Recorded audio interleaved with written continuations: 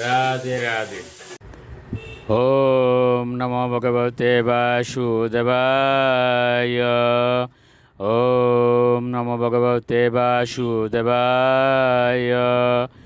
ওম নমো ভগবতে বাসুদেবায়। শ্রীমদ্ ভাগবত চতুর্থ স্কন্ধ ভূষণম ষষ্ঠ অধ্যায়। ব্রহ্মা শিবকে প্রসন্ন করলেন। শ্লোক 11।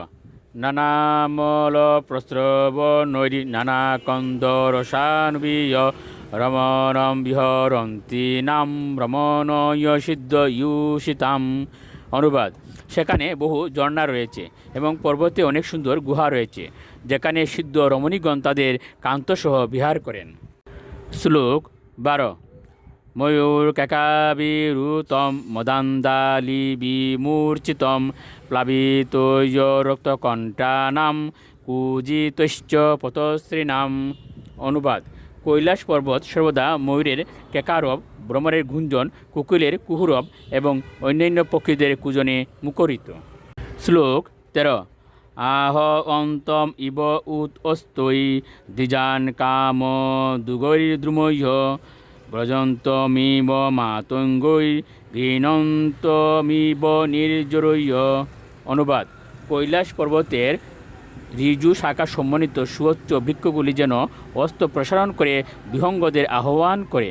মাতঙ্গগণ যখন ইতস্তত ভ্রমণ করে তখন মনে হয় যেন কৈলাস পর্বত মন্তর গতিতে তাদের সাথে গমন করছেন। ঝর্ণা থেকে যখন সশব্দে জল পড়ে তখন মনে হয় যেন কৈলাস পর্বত কলকণ্ঠে কীর্তন করছেন। শ্লোক 14 ও 15।